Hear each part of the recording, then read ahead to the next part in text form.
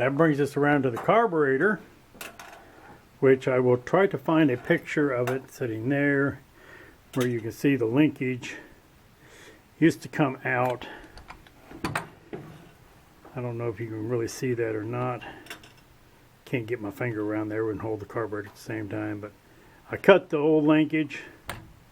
I took this piece off, drilled out the hole, and then gave her a couple spot welds on the back, and it should work, or work good enough. The plate that I made, this is one of those converter plates to go from a square bore to a spread bore or vice versa. And I took that and I reworked it, flattened it out because it wasn't flat, and just made it into a, I think it's 1.5 inch, 1.25 inch spacer. But then I'm going to eliminate that and put this directly down on the intake. And I think that's, other than I'm going to take that gauge out because I don't need it anymore, because there is so much about this truck you don't know. The return line off of the fuel pump was plugged, so it ran excessive fuel pump pressure, as in 17 to 19 pounds of pressure, which kept making everything I put on here flood like crazy. So I finally figured out the problem.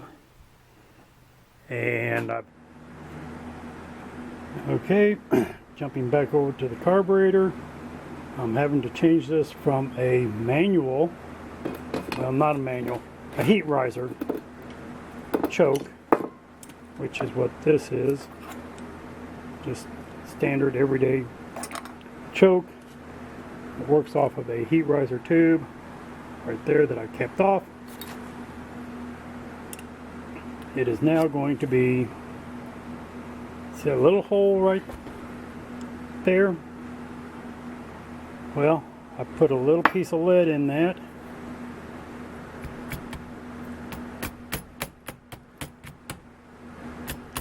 And I don't think I can do this with one hand.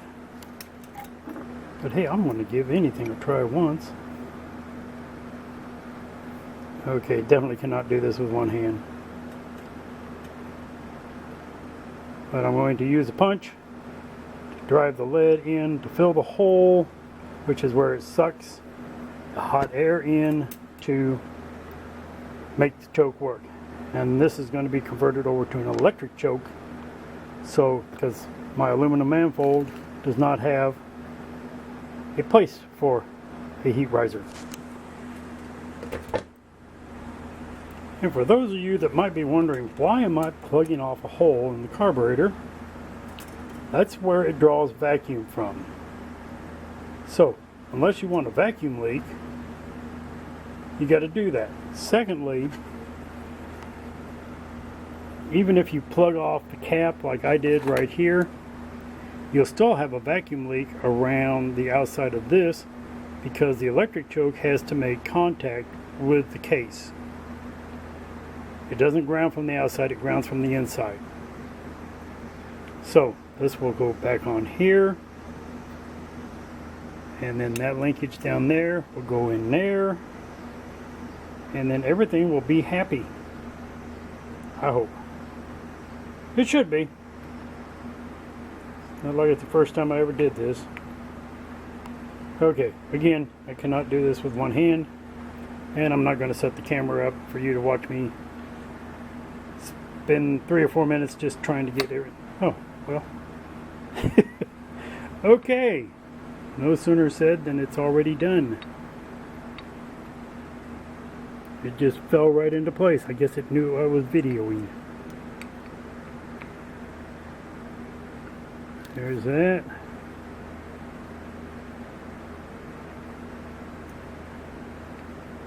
There's that screw.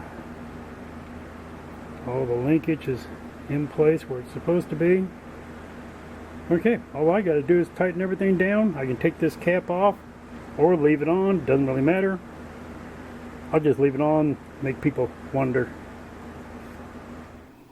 I say new hubs, they're salvage yard.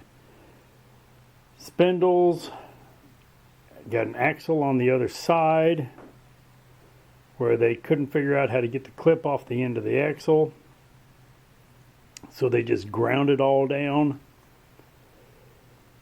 I mean, this thing has had a really hard life. And the spindle on, I think it's the other side, the bearing seized. And so they ground it off, and then the new bearing just kind of wobbled around on the spindle. So I had to replace the spindle over there also. And when they took it apart, they threw all the parts together, I guess. And when they put it back together, if you've ever done one of these before, you know that there is on the first lock washer,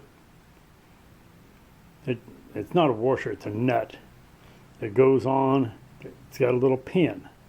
Then there's a washers that go over that fit the lock groove that have holes that you have to line up to that pin.